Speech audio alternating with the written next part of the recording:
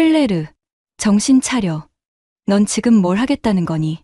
엄마의 목소리가 부엌 전체에 울려 퍼졌습니다. 엄마, 제발 이해해보세요. 전 이미 티켓을 예약했어요. 한국에 가서 직접 보고 싶은 게 있다고요. 저는 식탁 위에 놓인 노트북 화면을 가리켰죠. 파리에서 인천행, 그리고 제주도행 티켓의 예약 완료 페이지가 떠 있었어요. 누가 좀 말려줘. 피에르, 당신 딸이 미쳤어요. 엄마는 아빠를 향해 절망적인 시선을 보냈습니다. 아빠는 신문을 내려놓고 안경을 벗었어요. 클레르, 내가 한국 문화에 관심 있는 건 알지만 이건 너무 갑작스럽잖니. 학기 중에 그냥 떠난다고. 그것도 어떤 남자를 찾아서. 아빠, 그냥 남자가 아니에요. 관식이는.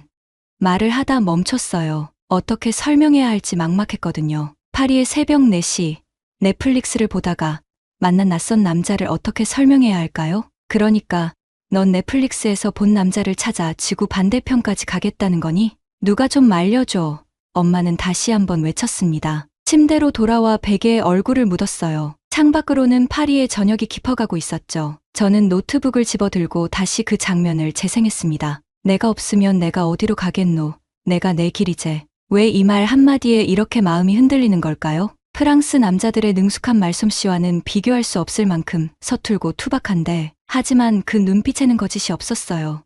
그래서였을까요? 사실 제가 한국에 빠진 건 작년 교환학생 심리학과 친구 소피를 통해서였습니다. 소피가 보내준 한국의 일상 사진들, 음식 사진들, 그리고 무엇보다 소피가 말해준 한국 사람들의 따뜻함이 저를 사로잡았어요. 클레르, 한국은 정말 특별해. 사람들이 진심으로 서로를 배려하는 방식이 있어. 여기 파리와는 달라. 소피의 말이 귓가에 맴돌았죠. 그러다 우연히 넷플릭스에서 발견한 한국 드라마 속 관식이, 그는 소피가 말한 한국의 모든 것을 한 사람 안에 담고 있는 것만 같았어요. 느린 말투, 배려심 넘치는 행동, 그리고 솔직한 표정들. 나 정말 미친 걸까?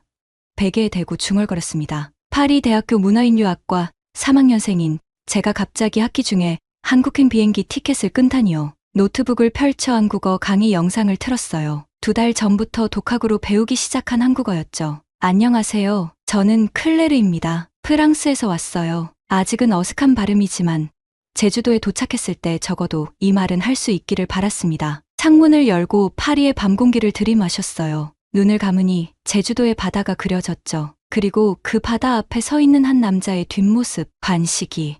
나 진짜 가고 말 거야. 결심을 다지며 속삭였습니다. 내일이면 엄마를 설득할 방법을 찾을 거예요. 아니면 그냥 떠나버릴지도 모르죠. 어쨌든 제 마음은 이미 제주도에 가 있었으니까요. 번졸.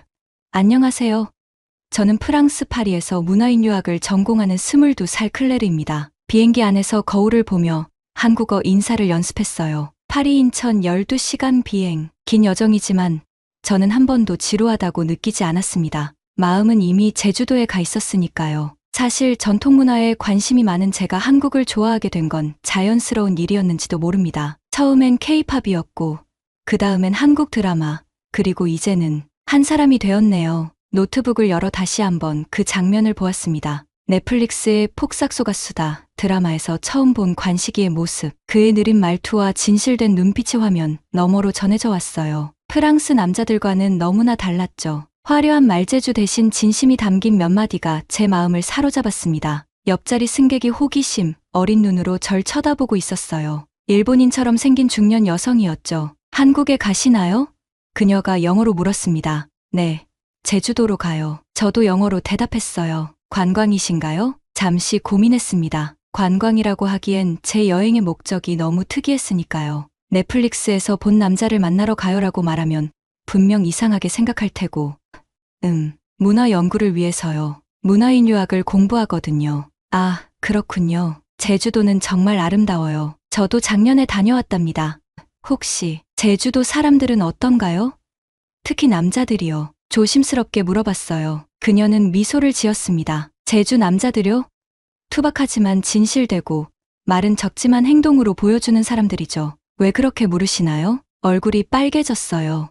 그냥 문화적 차이가 궁금해서요. 그녀는 의미심장한 미소를 지으며 고개를 끄덕였습니다. 아마 제 진짜 의도를 눈치챈 것 같았어요. 비행기 창밖으로 구름 위의 세상을 바라보며 생각에 잠겼습니다. 제 인생에서 이렇게 충동적인 결정을 내린 적은 없었어요. 항상 계획적이고 신중했던 클레르가 단지 넷플릭스 다큐멘터리에서 본 남자를 찾아 지구 반대편으로 떠난다니 창밖으로 해가 떠오르고 있었습니다. 마치 새로운 시작을 알리는 것처럼요. 심장이 빠르게 뛰기 시작했어요. 설렘인지 불안인지 구분하기 어려웠습니다. 하지만 한 가지는 확실했어요. 이 여정이 제 인생을 바꿔놓을 거라는 것. 곧 인천국제공항에 도착합니다. 좌석 등받이와 테이블을 원위치해 주시기 바랍니다. 기내 방송이 울려 퍼졌어요. 노트북을 닫고 안전벨트를 단단히 메었습니다. 창밖으로 한국의 땅이 보이기 시작했어요. 제 심장은 이미 제주도를 향해 달리고 있었습니다. 관식이, 기다려요. 제가 곧 갈게요. 인천에서 제주도로 가는 비행기 안에서도 여전히 설렘이 가시지 않았습니다. 창밖으로 보이는 구름 사이로 푸른 바다가 드러날 때마다 심장이 쿵쿵 뛰었죠. 1시간 남짓한 짧은 비행 끝에 드디어 제주국제공항이 모습을 드러냈습니다. 이게 진짜 제주도야? 비행기가 착륙하는 동안 창문에 얼굴을 바짝 붙이고 밖을 내다봤어요. 푸른 바다와 한라산, 그리고 활주로 주변으로 펼쳐진 녹색 풍경이 제 눈에 들어왔습니다. 파리와는 너무나 다른 풍경이었죠. 공항에 내려 첫 발을 디디는 순간 따뜻하고 습한 공기가 제 얼굴을 감쌌어요. 4월 초의 제주는 파리보다 훨씬 따뜻했습니다. 공항 밖으로 나오자 싱그러운 바람이 제 머리카락을 흐트렸고 코끝에는 바다 내음이 가득했어요. 택시 타실래에? 공항 앞에서 택시 기사님의 말에 순간 당황했습니다. 한국어 공부를 했지만 실제 대화는 이렇게 빠르구나 싶었죠. 어색한 한국어로 대답했어요. 네, 감사합니다. 서귀포시로 가주세요. 택시 안에서 창밖 풍경의 넋을 잃고 있는데 기사님이 백미러로 절 힐끗 보며 물었습니다. 어디서 오셨어요? 프랑스에서 왔어요. 파리요. 와, 멀리서 오셨네. 혼자 여행하시는 거예요? 네, 사실은 잠시 망설였어요. 넷플릭스 드라마 폭삭소가수다에 나온 제주 장소들을 보러 왔어요. 말을 내뱉는 순간 스스로도 놀랐습니다. 왜 낯선 택시 기사에게 이런 말을 하고 있는 건지. 하지만 기사님은 놀라지 않고 오히려 눈을 크게 뜨며 웃었어요. 아이고, 폭삭소가수다요? 방송 끝난 지 한 달도 안 됐는데 벌써 오셨네. 요즘 그 드라마 때문에 외국인들 많이 찾아오십니다. 정말요? 저만 그런 게 아니었군요. 관광지로 데려다 드릴까에? 드라마 속 주인공 이름을 들으니 갑자기 가슴이 두근거렸어요. 기사님을 바라보며 조심스럽게 말했습니다. 사실 제가 온 진짜 이유는 관식이 같은 한국 남자를 만나고 싶어서예요. 택시 미러를 통해 기사님의 놀란 표정이 보였어요. 하지만 곧 따뜻한 미소로 바뀌었죠. 아이고, 솔직하시네. 프랑스 아가씨가 우리 제주 어부에 빠졌네. 부끄러워서 얼굴이 빨개졌지만 계속 말했어요. 드라마에서 관식이는 너무 다정하고 진실했어요. 말은 많지 않지만 행동으로 사랑을 표현하는 모습이 파리 남자들과는 너무 달랐어요. 그런 사람이 실제로 있을까 궁금했습니다. 기사님은 고개를 끄덕이며 웃었어요. 실제 제주 남자들도 그렇게 말은 많지 않아요. 특히 어부들은 더 그렇죠. 바다와 평생 싸우며 사는 사람들이라 투박하고 직설적이지만 진심은 통하는 법이지요. 하지만 드라마는 조금 과장된 면도 있으니 너무 기대하지는 마세요. 알아요. 그래도 직접 와서 보고 싶었어요. 관식이가 고기 잡던 바다도 보고 그가 일상을 보냈던 포구도 걸어보고 싶었습니다. 이해해요. 그럼 드라마 주요 촬영지들을 다 돌아볼까에? 첫 번째로 성산일출봉부터 가볼게에. 택시는 방향을 틀어 해안도로를 따라 달렸습니다. 창밖으로 펼쳐지는 제주의 풍경은 드라마 속 한 장면 같았어요. 초록빛 들판과 검은 돌담, 그리고 멀리 보이는 푸른 바다까지. 숙소로 정해둔 게스트하우스는 잊어버리고 저는 오직 관식이가 걸었던 포구를 걷고 그가 바라봤던 바다를 보고 싶다는 생각뿐이었습니다. 비록 그는 드라마 속 인물이지만 제게는 그 드라마가 보여준 제주의 아름다움과 사람들의 따뜻함이 너무나 실감나게 다가왔던 거예요. 어서 와봐, 관식이 나라. 속으로 중얼거렸습니다. 그가 살았던 세상, 그가 사랑했던 바다를 곧 직접 볼 수 있다는 생각에 가슴이 떨렸습니다. 성산일출봉이 제일 예쁜 건 해 뜰 때라는데 오늘 저녁이니 내일 아침 일찍 다시 와봐야겠어요. 게스트하우스에 짐을 풀고 곧바로 나섰습니다. 택시 기사님이 추천해주신 성산일출봉, 드라마 폭삭소가수다의 주요 촬영지 중 하나였죠. 특히 관식이가 새벽녘에 등대 앞에서 홀로 서 있던 그 장면의 배경이었습니다. 버스에서 내리자 웅장한 모습의 성산일출봉이 눈앞에 펼쳐졌어요. 바다 위로 우뚝 솟은 거대한 화산 지형은 제가 파리에서 본 어떤 풍경과도 달랐습니다. 입장권을 사고 오르막길을 따라 천천히 걷기 시작했어요. 우산 쓰실래에? 갑자기 비가 올 수도 있어요. 뒤에서 들려온 목소리에 고개를 돌렸습니다. 입구에서 관광 안내를 하시는 아주머니가 제게 우산을 내밀고 계셨어요. 하늘을 보니 구름 한 점 없었는데도 말이죠. 날씨가 좋은데 비가 올까요? 궁금해서 물었습니다. 제주는 3살 아이와 제주 날씨는 믿지 말라는 말이 있어요. 금방 변하니까요. 혹시 모르니 가져가세요. 무료예요. 감사합니다. 우산을 받아들며 고개를 숙였어요. 놀라웠습니다. 날씨가 좋은데도 모르는 외국인을 위해 우산을 챙겨주시다니. 드라마 속 관식이가 여주인공에게 갑작스러운 비를 대비해 항상 2개의 우산을 가지고 다니던 장면이 떠올랐어요. 오르막길은 생각보다 가팔랐습니다. 숨이 차오를 때쯤 누군가 옆에서 말을 걸었어요. 힘드시죠? 천천히 가도 됩니다. 바다는 도망가지 않으니까요. 돌아보니 등산복을 입은 중년 남성이 따뜻한 미소를 지으며 서 있었습니다. 이분도 관광객인 걸까요? 네, 조금 힘들어요. 파리에는 이런 언덕이 없거든요. 아, 프랑스에서 오셨군요. 저는 여기서 가이드 일을 합니다. 이 길은 천천히 걸어야 더 예뻐요. 급할 것 없습니다. 그는 제게 물병을 건네주며 말을 이었어요. 옛날 제주 사람들은 섬에서는 모든 게 느리게 간다고 말했어요. 바다를 볼 때도 사람을 대할 때도 천천히요. 드라마 속 관식이의 대사와 너무 비슷해서 놀랐습니다. 마치 대본을 외운 것처럼요. 하지만 그의 눈빛에서 진심이 느껴졌어요. 감사합니다. 정말 친절하세요. 그는 웃으며 고개를 저었습니다. 당연한 일인데 뭐, 혼자 여행하는 분들께는 더 신경 써야죠. 가이드 분의 조언대로 천천히 정상을 향해 올라갔어요. 중간중간 멈춰서서 점점 넓어지는 바다 풍경을 담았습니다. 그리고 마침내 정상에 도착했을 때 그 광경에 말문이 막혔어요. 360도로 펼쳐진 제주의 바다와 섬, 그리고 멀리 보이는 해안선까지 파란색의 다양한 층위가 겹겹이 쌓인 풍경이었습니다. 드라마 속에서도 이렇게 아름답진 않았어요. 저기가 드라마에서 관식이가 서 있던 자리예요. 어느새 제 옆에 선 가이드 분이 해안가 쪽 등대를 가리켰습니다. 그곳을 향해 한참을 바라보았어요. 마치 관식이가 정말 거기 서 있는 것처럼 느껴졌거든요. 드라마 보고 오셨군요. 네. 폭삭소가수다. 정말 좋아했어요. 많은 외국인들이 그 드라마 때문에 제주도로 옵니다. 특히 관식이 캐릭터가 인기가 많더라고요. 부끄러워서 얼굴이 붉어졌습니다. 제 마음을 들킨 것 같았어요. 혹시 제주 남자들은 정말 드라마처럼 그런가요? 가이드분은 잠시 생각하더니 웃으며 대답했어요. 과장된 부분도 있지만 제주 남자들은 대체로 말보다 행동으로 마음을 표현하는 편이에요. 바다와 함께 살다 보니 더 그런 것 같습니다. 하지만 드라마는 드라마니까 너무 기대하지 마세요. 정상에서 내려오는 길, 갑자기 하늘에서 빗방울이 떨어지기 시작했습니다. 안내원 아주머니가 주신 우산을 펼쳤어요. 그리고 몇 분 지나지 않아 소나기가 쏟아졌죠. 정말 신기해요. 아까는 구름 하나 없었는데 놀라서 중예기계이 되었습니다. 버스 정류장에 도착했을 때 한 아주머니가 통통한 수건을 건네주셨어요. 많이 젖었네. 이거 닦으세요. 감사합니다만 왜 모르는 사람에게 젖은 채로 버스 타면 감기 걸리잖아요. 당연한 거죠. 그 말에 가슴이 따뜻해졌어요. 당연한 거지라는 말. 파리에서는 당연하지 않았던 이 친절함. 마치 관식이 공화국에 온 것 같은 느낌이었습니다. 모든 사람들이 조용히 다정하고 천천히 배려하고 있었으니까요. 버스를 기다리며 문득 생각했어요. 이 나라 남자 진짜 뭐죠? 드라마는 그저 드라마가 아니었나 봅니다. 이곳에 실제로 존재하는 무언가를 보여주고 있었던 거예요. 숙소로 돌아가는 버스 안에서 창밖에 어두워진 바다를 바라보며 생각했습니다. 비록 관식이는 드라마 속 인물이지만 그가 상징하는 것들은 이곳 제주도 곳곳에 살아 숨쉬고 있었어요. 그리고 내일은 김영 해변에서 또 다른 관식이의 흔적을 찾아볼 생각에 설렘이 가득했습니다. 다음 날 아침 게스트하우스 사장님의 조언에 따라 김영 해변으로 향했습니다. 폭삭소가수다. 드라마의 가장 중요한 장면들이 촬영된 곳이라고 했어요. 특히 관식이가 주인공 여자에게 고백했던 그 유명한 장면 말이죠. 김영 해변은 제주에서도 특별한 곳이라네. 바다 색이 달라. 버스를 기다리며 사장님이 했던 말이 귓가에 맴돌았습니다. 버스를 타고 창밖을 내다보니 제주의 풍경이 끝없이 펼쳐졌어요. 초록 들판과 돌담, 귤농장들, 그리고 언제나 배경으로 자리 잡고 있는 파란 바다까지 마치 계속 변하는 그림 엽서 같았습니다. 1시간쯤 지나 김영 해변 정류장에 도착했어요. 버스에서 내리자마자 느껴지는 바다 내음이 달랐습니다.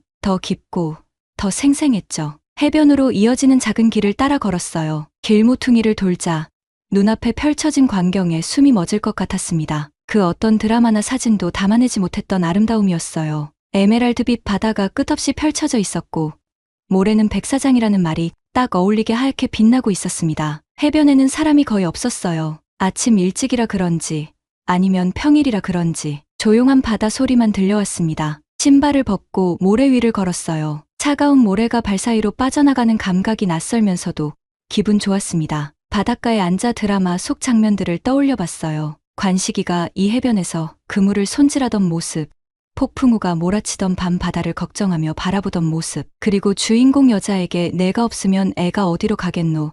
내가 내 길이제라고 고백하던 그 장면까지. 여기 앉아도 되겠수가? 갑자기 들려온 목소리에 놀라 고개를 들었어요. 그리고 그 순간 제 심장이 멈추는 것 같았습니다. 눈앞에 서 있는 남자는 관식이었어요. 아니, 정확히 말하면 드라마 속 관식이와 놀랍도록 닮은 남자였죠. 까맣게 그을린 피부, 바람에 헝클어진 머리, 그리고 무엇보다 그 온화하면서도 진중한 눈빛까지. 네. 목소리가 떨려 더 이상 말이 나오지 않았어요. 남자는 제 옆에 조용히 앉았습니다. 손에는 작은 그물 조각을 들고 있었고 바다를 바라보며 그물을 고치고 있었어요. 외국에서 왔수가? 그가 물었습니다. 네, 프랑스에서 왔어요. 파리. 여전히 놀라 제대로 된 문장을 만들 수 없었어요. 파리요? 멀리서 왔네. 혼자 여행하기 힘들지 않수가? 그의 말투, 그의 억양, 심지어 말의 속도까지 드라마 속 관식이와 똑같았습니다. 마치 꿈을 꾸는 것 같았어요. 김영 바다는 어떻습니까? 마음에 듭니까? 그가 다시 물었어요. 너무 아름다워요. 제가 상상했던 것보다 훨씬 더. 제 심장은 여전히 빠르게 뛰고 있었습니다. 이 바다는 아침, 점심, 저녁 다 색이 달라해. 지금은 아침 바다니까 에메랄드색이고 점심때쯤 되면 짙은 파랑으로 변하고 해질녘에는 보라색으로 물들어해. 그의 설명을 들으며 바다를 바라봤어요. 정말로 색이 조금씩 변하고 있는 것 같았습니다. 혹시 어부세요? 조심스럽게 물었어요. 네. 할아버지 때부터 3대째 어부예요. 이 바다에서 나고 자랐수다. 드라마에서 관식이의 설정과 너무나 닮아 있었어요. 실례지만 성함이 어떻게 되세요? 떨리는 목소리로 물었습니다. 저는 강성준이라고 합니다. 왜 물으십니까? 관식이는 아니었지만 그는 제게 현실판 로맨스 주인공이었어요. 마치 드라마 속 캐릭터가 현실로 걸어 나온 듯한 느낌이었죠. 그냥 닮은 사람이 있어서요. 어색하게 웃으며 대답했습니다. 혹시 그 드라마 보고 오셨습니까? 요즘 외국인들 많이 와해. 숨겨봤자 티가 나는 모양이었어요. 네. 폭삭 속았수다 드라마요. 보고 너무 아름다워서. 성준 씨는 웃음을 지었습니다. 부끄러움을 감추기 위해 급하게 질문을 던졌어요. 제주에서 태어나서 계속 여기서 사셨어요? 네. 잠시 서울에서 대학 다닐 때 빼고는 계속 여기 있었수다. 바다가 내 삶이니까. 드라마 속 관식이 대사와 너무 비슷해서 귀를 의심했어요. 이렇게 아름다운 곳에서 살면 어떤 기분인가요? 궁금했어요. 늘 보다 보니 특별하다고 생각 안 할 때도 있는데 가끔 이렇게 아침에 혼자 앉아 있으면 참 복 받았다 싶어해. 성준 씨는 말을 마치고 자리에서 일어났습니다. 이제 일하러 가봐야겠네. 좋은 여행 되세요. 떠나기 전 그는 손에 들고 있던 작은 조개 하나를 제게 건넸어요. 김영 바다의 선물입니다. 파리에 가져가세요. 말문이 막혀 감사 인사만 반복했습니다. 성준 씨가 멀어지는 모습을 바라보며 방금 일어난 일이 정말 현실인지 의심스러웠어요. 그는 진짜 관식이었고 나에게는 현실판 로맨스 주인공이었습니다. 김영 해변에서 강성준 씨를 만난 후 제 여행은 전혀 다른 방향으로 흘러갔습니다. 그날 오후 성준 씨는 근처 작은 어촌 마을을 구경시켜 주겠다고 제안했어요. 처음에는 망설였지만 낯선 이의 친절함을 거절할 이유가 없었죠. 우리 마을은 특별한 건 없지만 진짜 제주의 모습을 볼 수 있을 겁니다. 성준 씨를 따라 마을로 들어갔어요. 좁은 골목길,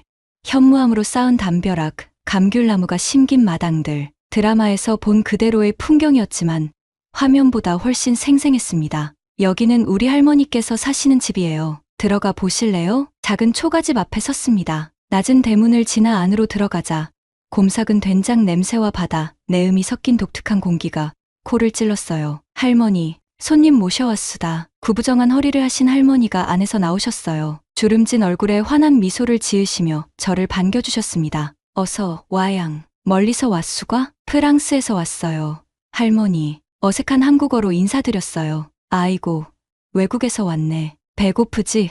뭐라도 먹어야지. 거절할 틈도 없이 할머니는 부엌으로 향하셨고 곧 제 앞에는 직접 담그신 된장으로 끓인 국과 방금 바다에서 건져온 듯한 해산물 반찬들이 놓였습니다. 파리의 미슐랭 레스토랑보다 더 정성 가득한 식사였어요. 할머니가 직접 담그신 된장이에요. 60년 넘게 매년 담그고 계십니다. 정말 맛있어요, 할머니. 한 숟가락 뜨자마자 진한 맛에 감탄했어요. 식사를 마치고 성준 씨가 마을 뒤편으로 저를 데려갔습니다. 작은 언덕 위에 오르자 드넓은 바다가 펼쳐졌어요. 해는 서서히 지고 있었고 바다는 붉은 빛으로 물들어 있었습니다. 매일 이 시간이면 여기 와서 바다를 봅니다. 하루의 마무리를 바다와 함께하는 거죠. 정말 아름다워요. 감탄사밖에 나오지 않았어요. 우리가 어릴 때부터 바다는 그냥 옆집 같은 존재였어요. 너무 당연해서 특별하다고 생각 안 했죠. 근데 나이 들면서 깨달았어요. 이 바다가 우리 삶 자체라는 걸. 성준 씨의 말에 고개를 끄덕였습니다. 그의 말투는 참 느렸어요. 마치 바다처럼 깊고 잔잔한. 파리에서는 모든 게 빠르죠? 사람들도, 시간도. 네, 너무 빨라요. 항상 뭔가를 쫓아가는 기분이에요. 여기서는 그럴 필요 없어요. 우린 원래 그렇게 살아요. 천천히. 같이 걷는 게 좋잖아요. 그 순간 깨달았어요. 제가 이곳에 오길 잘했다는 것을. 드라마 속 허구의 인물을 찾아왔지만 실제로 만난 건 그보다 더 소중한 것이었습니다. 진짜 사람들, 진짜 풍경, 그리고 진짜 삶의 방식. 다음 날부터 성준 씨는 제 여행 가이드가 되었어요. 관광객들이 잘 모르는 제주의 숨은 장소들을 하나하나 보여주었죠. 오름을 오르고 숨겨진 해변을 걷고 작은 어시장에서 싱싱한 회를 맛보기도 했습니다. 성준 씨, 왜 이렇게 모르는 외국인에게 친절하세요? 해안도로를 드라이브하던 중 용기를 내어 물었어요. 성준 씨는 잠시 생각하더니 대답했습니다. 제주 사람들은 원래 그래요. 언제 바다에서 사고가 날지 모르니까 서로 도와야 살아남을 수 있었거든요. 그게 우리 DNA에 새겨진 것 같아요. 참 아름다운 문화네요. 아름답다기보다 그냥 당연한 거예요. 사람과 사람 사이에서요. 마음 깊이 다짐했어요. 나 다음에 꼭 다시 올 거야. 이 느림의 미학, 이 따뜻한 정성을 더 깊이 느끼고 싶었으니까요. 마지막 날 성준 씨는 제가 묵는 게스트하우스 앞에서 작은 상자를 건넸어요. 제주 기념품입니다. 프랑스에 돌아가서 열어보세요. 정말 감사해요. 성준 씨, 이번 여행에서 배운 것들 절대 잊지 않을게요. 내년에 또 오세요. 그때는 겨울 바다를 보여드릴게요. 여름, 가을 바다도 각각 다르니까요. 헤어짐이 아쉬웠지만 이건 끝이 아니라는 걸 알았어요. 비행기 안에서 성준 씨가 준 상자를 열었습니다. 안에는 작은 조개 껍질로 만든 팔찌와 손글씨로 쓴 편지가 들어있었어요. 바다는 항상 그대로지만 매일 다른 모습을 보여줍니다. 사람도 마찬가지라고 생각해요. 클레르 씨가 본 제주의 모습을 많은 사람들에게 들려주세요. 그리고 언제든 돌아오고 싶을 때 이 바다는 변함없이 기다리고 있을 겁니다. 창밖으로 작아지는 제주도를 바라보며 눈물이 흘렀습니다. 관식이를 찾아왔지만 발견한 건 그보다 더 큰 무언가였어요. 진짜 사람들의 진짜 이야기, 그리고 내 안에서 변화한 무언가. 인천국제공항으로 향하는 비행기 안, 창가에 앉아 하늘 위로 펼쳐진 구름바다를 바라봤어요. 제주에서의 사흘이 꿈처럼 느껴졌습니다. 짧았지만 너무나 많은 것을 보고, 느끼고, 배웠죠. 노트북을 열고 관식이에게라는 제목으로 편지를 쓰기 시작했어요. 관식이 씨, 그리고 성준 씨에게. 안녕하세요. 파리에서 온 클레르입니다. 지금 저는 제주를 떠나 서울로 가는 비행기 안에 있어요. 창밖으로 보이는 구름이 제주의 포근한 돌담을 닮았다고 생각하니 벌써 그리워지네요. 사실 처음 제주도로 떠날 때는 드라마 속 허구의 인물을 찾아간다는 게 얼마나 비현실적인지 몰랐어요. 엄마가 걱정했던 것처럼 미친 짓이었을지도 모르죠. 하지만 지금은 그 미친 결정이 제 인생에서 가장 현명한 선택 중 하나였다고 자신 있게 말할 수 있어요. 제주에서 만난 모든 순간이 특별했어요. 성산 일출봉에서 만난 가이드 아저씨의 따뜻한 조언, 비 오는 날 우산을 건네준 낯선 아주머니의 배려, 그리고 무엇보다 김영해변에서 우연히 만난 강성준 씨와의 대화들까지. 성준 씨는 제게 관식이가 단순한 드라마 캐릭터가 아니라 제주 사람들의 영혼 그 자체를 담아낸 존재라는 걸 깨닫게 해주었어요. 천천히 살아가는 법을 알고 말보다 행동으로 마음을 표현하는 모든 제주 사람들이 바로 관식이었던 거죠. 처음 성준 씨를 만났을 때 마치 드라마 속 주인공을 실제로 만난 것 같아 심장이 멎는 줄 알았어요. 하지만 며칠을 함께 보내며 깨달았습니다. 그는 관식이가 아니라 강성준이라는 그 자체로 특별한 사람이었다는 것을. 드라마보다 더 진실되고 더 깊은 이야기를 가진 실제 사람이었어요. 파리로 돌아가면 가장 먼저 무엇을 할지 벌써 계획을 세웠답니다. 대학교 국제교류처에 가서 한국 교환학생 신청서를 작성할 거예요. 그리고 이번에는 사흘이 아니라 한 학기 동안 머물 거예요. 제주에서 배운 천천히 삶을 대하는 법을 파리에서도 실천해 보려고 해요. 지하철을 뛰어서 잡으려고 안간힘을 쓰지 않기, 카페에서 에스프레소를 단숨에 마시지 않고 여유롭게 즐기기, 그리고 무엇보다 매 순간 눈앞의 사람에게 온전히 집중하기. 관식이를 찾아 떠났던 여행은 결국 저 자신을 발견하는 여정이 되었어요. 제가 정말 원하는 삶의 방식, 제가 진정으로 소중히 여기는 가치들을 깨닫게 해주었죠. 성준 씨에게 받은 조개 팔찌는 제 손목에 차고 있어요. 바다가 그립거나 서울 생활이 너무 빠르게 지나갈 때면 이 팔찌를 보며 제주의 파도 소리를 떠올릴 거예요. 관식이 씨, 당신은 실제로 존재하지 않지만 당신이 상징하는 모든 가치는 제주 곳곳에 살아 숨쉬고 있었어요. 그리고 이제 제 마음속에도요. 잠깐이었지만 너무 따뜻했어요. 당신들 덕분에 프랑스 여대생 하나가 다음 학기 교환학생 신청서를 작성하게 되었답니다. 파리에서 제주까지, 그리고 다시 서울로. 제 여정은 이제 시작인 것 같아요. 곧 다시 만나요. 성준 씨, 프랑스에서 옹클레르 올림. 편지를 다 쓰고 창밖을 바라봤어요. 구름 사이로 한국의 땅이 조금씩 보이기 시작했습니다. 노트북을 닫고 눈을 감았어요. 귓가에는 제주 바다 소리가, 코끝에는 김영 해변의 소금 냄새가 아직 생생했습니다. 곧 다시 올게, 관식이. 작은 소망이 가슴속에서 움트고 있었어요. 단순히 여행 이상의 것을 꿈꾸기 시작했습니다. 어쩌면 제 인생의 일부가 이곳 한국에 자리 잡게 될지도 모르겠다는 생각이 들었죠. 노트북을 다시 열어 또 다른 글을 썼어요. 이번에는 미래의 나에게라는 제목으로. 미래의 클레르에게 지금 이 감정, 이 설렘, 이 확신을 잊지 마. 제주에서 찾은 것은 관식이가 아니라 내 마음속에 있던 또 다른 너였어. 그리고 앞으로 찾아갈 새로운 길이었어. 파리로 돌아온 지 한 달. 에펠탑이 보이는 작은 아파트 창가에 앉아 제주에서 가져온 조개 팔찌를 만지작거리고 있었어요. 오늘은 교환학생 합격 발표일이었습니다. 아침부터 메일함을 수십 번도 더 새로 고침했죠. 클레르, 또 메일 확인해.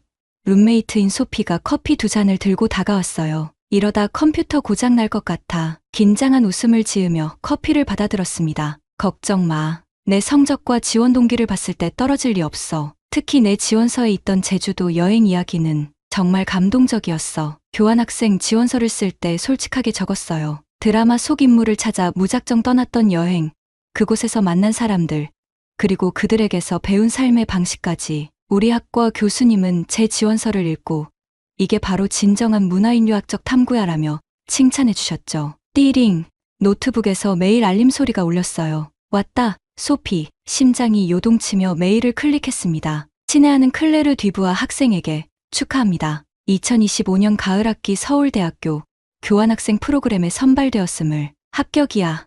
소리를 지르며 소피와 껴안았어요. 꿈이 현실이 되는 순간이었습니다. 흥분으로 가득 찬 마음을 안고 부모님께 전화를 걸었어요. 좋은 소식을 가장 먼저 알려드리고 싶었거든요. 엄마, 나 합격했어. 서울대 교환학생. 전화기 너머로 긴 침묵이 이어졌습니다. 그리고 이어진 건 예상치 못한 반응이었어요. 클레르, 안 돼. 절대 안 돼. 내 아버지와 나는 반대해. 무슨 말이에요, 엄마. 이건 제 인생의 기회라고요. 제주도로 이상한 드라마 주인공 찾아 며칠 다녀온 것도 모자라. 이젠 반년이나 그곳에 가겠다고? 넌 학업에 집중해야 하는 시기야. 아버지도 전화를 받아 단호하게 말씀하셨어요. 클레르, 우린 내가 소르본 대학에서 제대로 공부하길 바란다. 이건 단순한 변덕일 뿐이야. 넌 파리에 머물러야 해. 가슴이 무너져 내리는 기분이었어요. 합격의 기쁨이 순식간에 절망으로 바뀌었죠. 그날 밤, 눈물로 베개를 적시며 생각했습니다. 왜 부모님은 내 마음을 이해하지 못하실까? 다음 날, 용기를 내 부모님 집을 찾아갔어요. 거실 테이블에 제주도에서 찍은 사진들, 제가 쓴 여행 일기, 그리고 교환학생 합격 통지서를 펼쳐놓았습니다. 엄마, 아빠, 제 이야기를 들어주세요. 떨리는 목소리로 말했어요. 이건 단순한 변덕이 아니에요. 제가 진정으로 원하는 삶의 방향이에요. 부모님은 팔짱을 끼고 앉아 계셨죠. 두 분 다 표정이 굳어 있었어요. 저는 제주도에서 무언가를 깨달았어요. 그곳 사람들의 삶의 방식, 가치관, 그리고 그들이 서로를 대하는 따뜻함이 제게 큰 감동을 주었어요. 문화인 유학도로서 이건 단순한 여행이 아니라 학문적 탐구였답니다. 아버지가 한숨을 쉬셨어요. 클레르, 내가 학업에 진지하다면 왜 굳이 한국이어야 하지? 영국이나 독일, 이탈리아도 좋은 학교가 많잖니. 그건 잠시 말을 고르다가 솔직하게 말하기로 했어요. 제가 그곳에서 찾은 건 단순한 학문적 흥미가 아니었어요. 제 마음이 그곳에 있다는 걸 깨달았거든요. 특히 엄마가 눈썹을 치켜 올리며 물었어요. 특히 제주에서 만난 한 어부, 강성준 씨를 통해 알게 된 한국 남자들의 진중함과 따뜻함이 저에게 큰 의미가 있었어요. 엄마의 표정이 경악으로 바뀌었어요. 설마 너 남자 때문에 가려는 거니? 그것만은 아니에요. 하지만 솔직히 말하자면 한국 남자와 사랑에 빠지고 싶어요. 관식이 같은 사람을요. 거실에 침묵이 내려앉았습니다. 부모님은 서로를 바라보다가 한숨을 내쉬셨어요. 클레르, 넌 아직 어려. 인생은 그렇게 단순하지 않아. 알아요, 아빠. 하지만 제 마음이 이끄는 대로 살고 싶어요. 실수하더라도 그건 제 실수가 될 거예요. 그리고 그런 실수조차 제 인생의 일부가 되겠죠. 또 다시 긴 침묵이 이어졌어요. 마침내 엄마가 입을 열었습니다. 절대 허락할 수 없어. 내 전공 공부에 집중해야 할 때야. 집으로 돌아오는 길.